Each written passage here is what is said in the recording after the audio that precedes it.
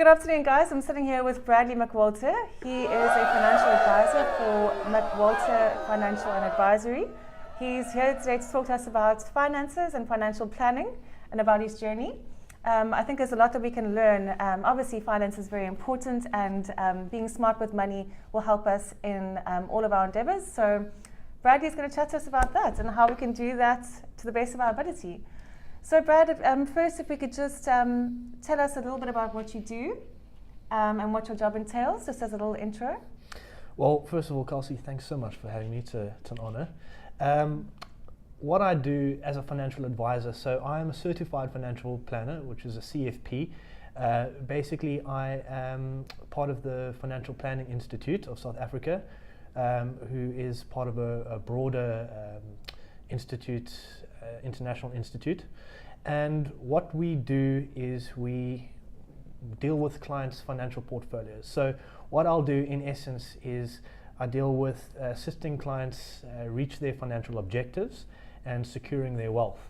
So how we do this is through products like insurance, via investments like tax-free savings accounts, unit trusts, retirement plans, pension plans, provident plans, all that kind of stuff. And it's all wrapped up into one big thing called estate planning, which includes a will and all of that kind of stuff. So how it works is, in essence, what I would do is I would meet up with a client and we chat about essentially what they would like, what their objectives are. And from there, I put together an analysis and send them some recommendations, and we chat about that. And then we decide on which way to go forward and how we're going to implement the plan. And then on an annual basis, we chat about actually reviewing the portfolio, because it's important to realize that, life changes and one's portfolio needs to be dynamic to keep up with those changes. So in a nutshell, I suppose that is what I do. Okay, so that involves quite a few different avenues, and we'll explore that further in detail as we go along. But Brad, we always start off with something a little bit fun. We start with the personal catchphrase. Awesome. So if you had a catchphrase, what would that be and why? Well, I think the topic, the theme that has kind of been prevalent in my life over the last few years is balance. Mm-hmm. So for me, it would be maintain a balance in everything that you do. So, the reason why I say that is balance creates stability, and stability creates simplicity, and simplicity creates clarity. And then from clarity, you can make decisions more easier, and making decisions and having decisions being easier to make just means life in general will be easier. So, it starts with the mindset and then applying that mindset. So maintain a balance in all things that you do. Yeah. Do you have any tips for us on maintaining balance? Sure. There's a number of things that one can do and can try and do, but I suppose it would be really to be accepting. So what I've learned in life is you can run through things, you can judge a situation, you can say this person should have done that, I should be treated in that way. But I like to think of Baloo, from the Jungle Book, this bear floating down the river. He's not fighting upstream, he's not swimming to the shore, he's not trying to catch a fish, he's just sitting there with his hands behind his back, just floating with the stream. And if we realize that life is actually just one big river and all we are is we're just a passenger, well, then go with whatever life throws at you and realize that that's your lot and make the best of it.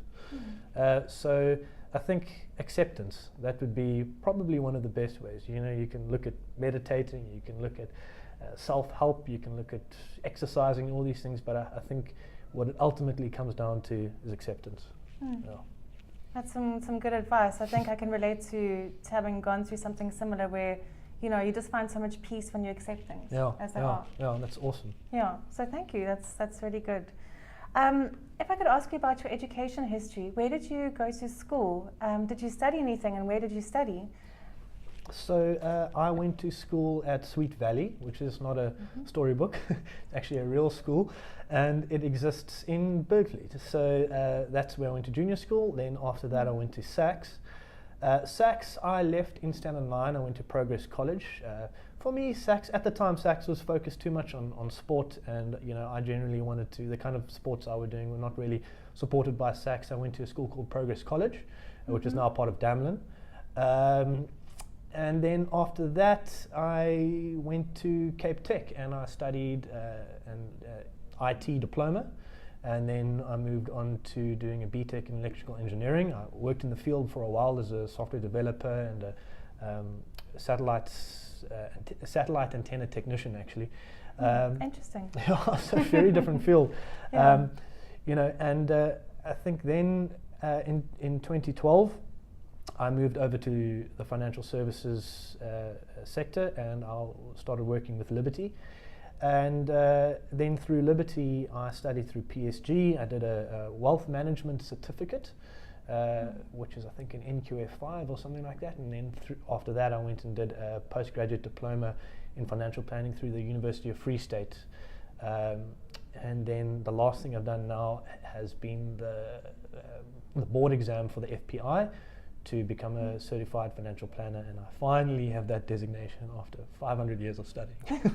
So yeah, it's quite good to be done with it. Oh, well done on getting there. Yeah. That's fantastic. It just goes to show that sometimes, or a lot of the time, the thing that you sort of study when you first leave school isn't the thing that you end up doing as a full-time career. Yeah. I've seen that so many times, and in fact, when I left school, I wanted to do psychology, and they told me to wait a few years. And I'm glad that I did, because it's actually not what I would enjoy doing at all. Yeah. So basically, the education you initially received wasn't or didn't contribute to where you are now, but it's the further education you did afterwards. Actually, I have no regrets about anything, because everything, I'm not going to say happened for a reason, but everything counted towards something. So the engineering study I did and IT, look, running one's own business, you need to know how the technology works, and I think that's how IT has helped me. Engineering has helped me by the way it made me think about things. So it's allowed me to become extremely analytical. I think I've always been analytical by nature, but it's given me the tools. So it's really gotten me to a point that has helped me. And then, through actually studying in the studying the postgraduate diploma in financial planning, that obviously helped me a lot with theory for what I'm doing now.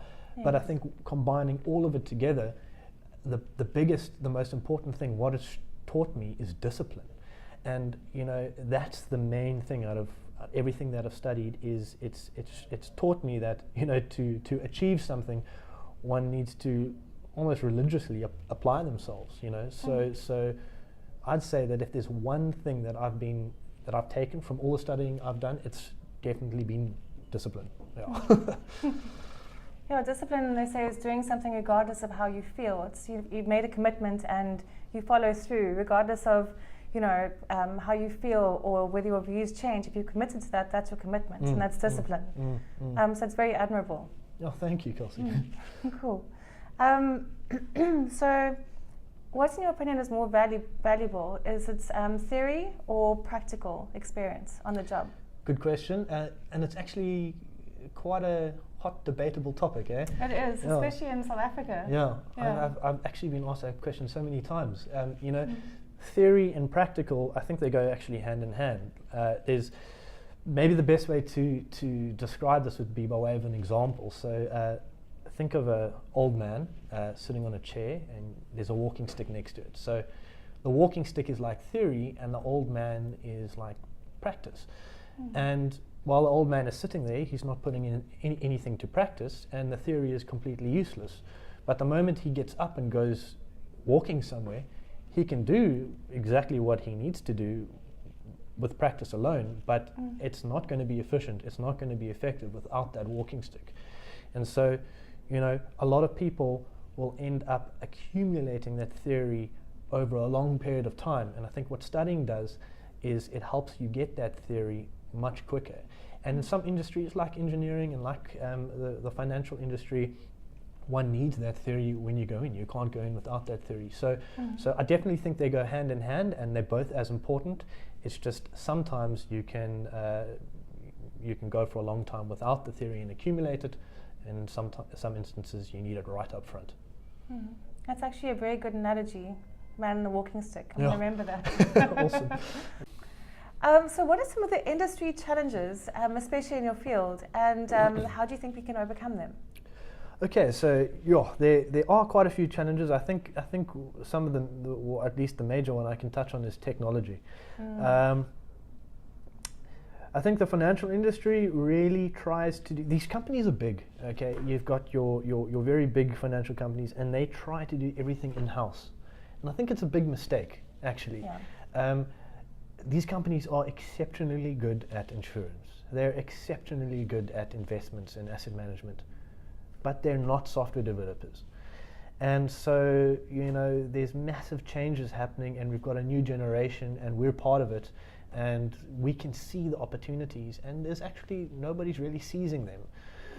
I think that if a company can take advantage of this, they'll outgrow their peers, So there's a lot of legacy systems being used, and granted, there's a slow movement to outdo that and bring in new systems and upgrade technology. But it really is. It's like an upgrade, not a replacement.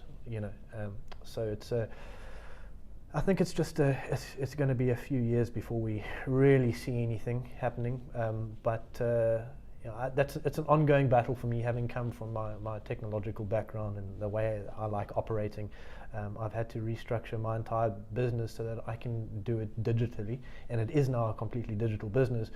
But it's taken a lot of effort on my part, and I think that's one of the major reasons why I am starting up my own financial services provider. So, that I can make use of all of these services, because there's no regulation against them. There's just a lot of resistance against it within the industry. So we're all working towards one common cause. It's just that, which path are we taking, and I think that needs to be focused on more. So you say technology is a bit of a problem, or it's a bit of a challenge. What sort of tools do you use? And one of the major tools that we use is Financial Needs Analysis Suite. So it's software that takes into account taxes, takes into account economic assumptions, and all these types of things. So I'll meet with the client, and I'll get all of this information. I'll plug it into the software, put the right assumptions in, tailor a couple of things, and in the end, it spits out a bunch of graphs and everything. Now, I've had to outsource that. I've actually had to go and look at a separate company that does that type of thing. A company, actually they're called At Work. At Work.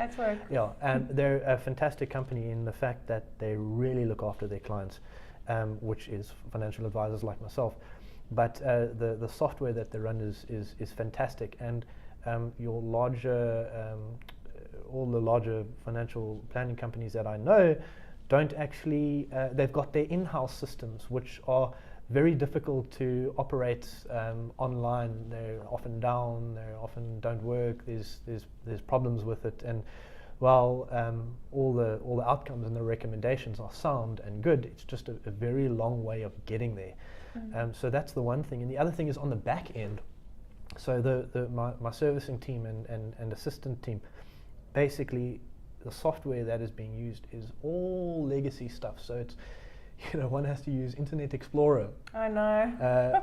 Yeah, so, Internet Explorer and just, nowadays Chrome or Firefox is pretty much the way to go, and it's a standard. So having to use Internet Explorer for something, first of all, is a big problem. But then just the software on its own is just it's like it's maybe looks like I'm using Windows 3.1 or DOS, not DOS, Windows 3.1 or 95. So it's really old. But as I say, these companies are moving towards making it better. They do have the clients in mind and the advisors in mind. It's just that I think the process could be sped up by having a different mindset. What do you think we can do to speed them up? Hopefully they're watching this video right now. Yeah, that is a big question, and I would like to ask what we can do, because I think the main thing is actually to just make these companies to make a commitment to outsource their software development, to outsource their systems, get a rewrite done, pay the money to get it done, because it will pay off. It will really, really pay off. Sooner, rather be at the forefront of technology than be lagging behind it. And you know, these companies, they've got the capital and they should do it. It's my opinion. Okay, well, without mentioning any company names, if you are one of those companies and you're watching this video, please take note of this message, and if you can, let's do something about it, because there's a massive need that isn't being met here. So if you can, please do. And what are some of your personal challenges on a day-to-day basis, Bradley? Admin. Admin. Oh, you all love admin. Yeah, our industry is extremely complex. So you know, I've learned to be able to communicate from what's behind me to what needs to be communicated to the client. But then taking what the client needs to do and put it behind me and start implementing everything. For a simple investment, one almost has to write a book. And so to run a functional and profitable financial services provider, you have to have an assistant team, because you cannot do the work as well as the admin work, as well as meeting with clients and speaking to them. So definitely the biggest challenge for me is admin. I actually do have an admin and a servicing team, and I am still doing admin. So and that's also, if the technology was there to make things simpler, it might actually reduce the admin, actually. So there's another thing that technology and complexity and admin tie into. So how much in admin would each client sort of require? How many hours on average, say, if you could put it into hours or time? Minimum, absolute minimum, I'd say an hour. Up to, depends on how much work you want done, eh? So on average, I would say probably about 2 hours worth of work to actually put everything together for them. That's before a client signs anything. Then once it's done, then you need to do a lot of things. You need to submit the applications, you need to watch the applications, you need to liaise with different departments. And so in essence, I suppose the minimum amount of work would be 1 hour between me proposing something to the client and the client doing it. And then after that, maybe for the really most simplest thing, you're possibly looking at about it being done in maybe 24 hours, but the admin involved there to watch it and everything might be about an hour. But in general, these things take 1 to 2 weeks, and there's possibly about 4 hours in total that you would apply to each client individually, and that's maybe just for one thing. So it really does depend. I've actually had a couple of things go on for 9 months, you know, enough time to have a baby. So there's a lot of time involved with these things. And how many people do you have on your team, your admin team? So at the moment, it would be we've got a support staff which is quite large. I've got 2 assistants that work with myself and my father. And it'd be very interesting to see over the next year or two how that fleshes out, because life is dynamic and so is the business. But then I've got a series of associates. So I deal with long-term insurance and investments, and my associates will deal with tax, deal with accountancy work, deal with short-term insurance, deal with attorney work and law work. So, you know, there's a lot of things actually that need other people a lot of other things that a lot of other people I need working with me. Yes. So yeah, you can have a very large enterprise actually. I mean, I could essentially, if we get a number of other financial advisors working with us, it just expands the amount of clients that we can see, and thereafter expands the amount of admin and servicing work that you would need. But coming into the industry, you probably need to work on your own for 6 months to a year at least, and then after that, you would have to get an assistant. It actually allows you to do more business. Okay. So for those wanting to start to own their business in this industry, that's sort of the team size that you would need, according to Brad. And then we'd also just like to know, what is the biggest lesson that you've learned, from the industry? I would say the fact that everyone is different. So people are unique. There's no one size fits all. I can't go to a client and say, oh, this type of person. Oh, okay, you need this. I could say that and be lucky, but the fact of the matter is that every single person is different. And when I started in the industry, I thought I could make templates and this kind of thing, coming out of engineering and IT. Didn't work that way. Every single person is a new person, and they need to be treated that way, because it's unfair to assume otherwise. A person is giving you their time, I'm giving them my time, and the best thing to do is to start from a clean slate and say, okay, what do you want, where are you, or what do you need, and then work from there. So I know a little earlier I did say that there's a lot of time involved, but if two people can see eye to eye, from the client's perspective and from my perspective, it literally only entails possibly 2 meetings and 2 telephone calls, and it's done and dusted. But that's where the admin staff comes in, and they do, I honestly think they're wizards, because the things that they do, I just look behind my back and I get scared. So it's a lot of stuff behind the scenes. Okay. Do you have any advice for people wanting to do what you do? Yeah, so sure. I've got actually a lot of advice, but maybe the key things would be to say, you'd need to be working in the field for 2 years before you actually know whether you like it or not, but you need to be in it for about 5 years before you know whether you're going to make it or not. And then the thing is that essentially being a financial advisor, currently most financial advisors are commission earners, okay? If you are a commission earner, what one needs to do is realize that you're going to have months where you're not going to be getting in what you need. And as a commission earner, there are a lot of opportunities for you to get tax relief when you submit your tax returns. So the idea is to have an extremely comprehensive tax return, submit your tax return, get your tax return back, put that in a bank account or a savings account, and then use that for the year ahead for the months that you're under.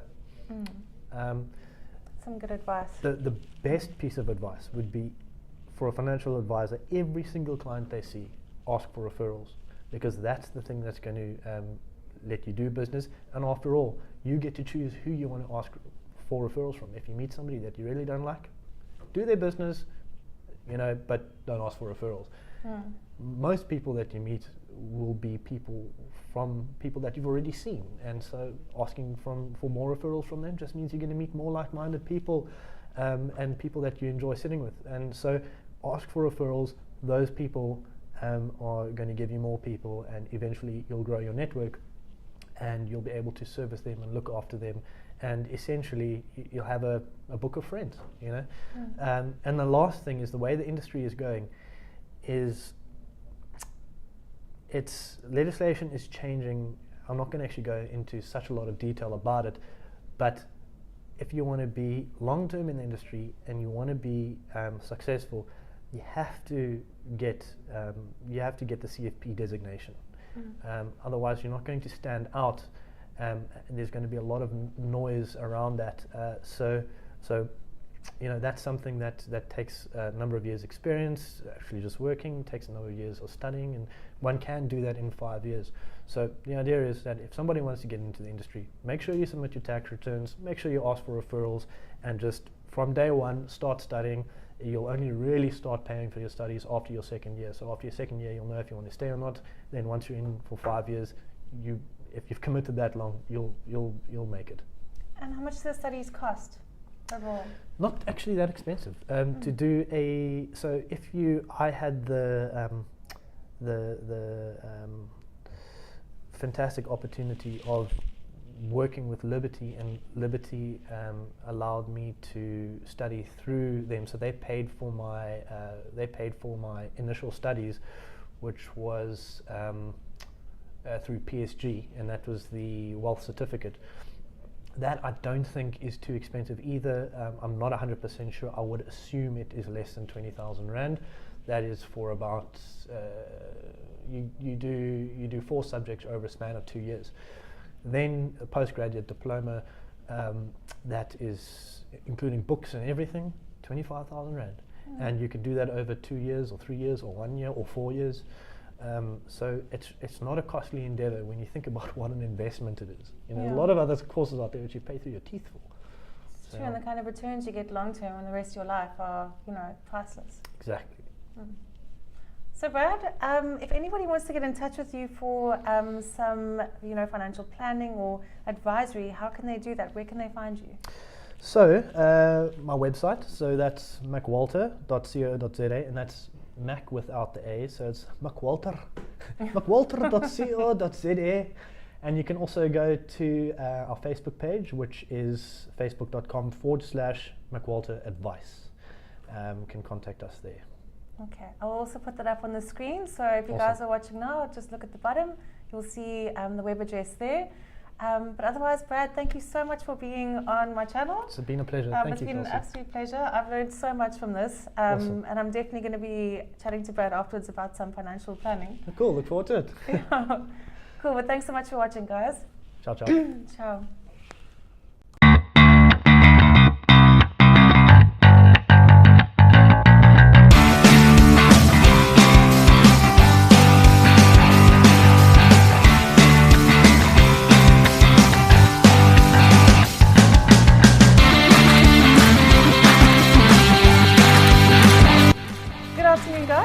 With Bradley McWalter. He is a financial advisor for McWalter Advisory. Oh, damn it, I'm doing it again!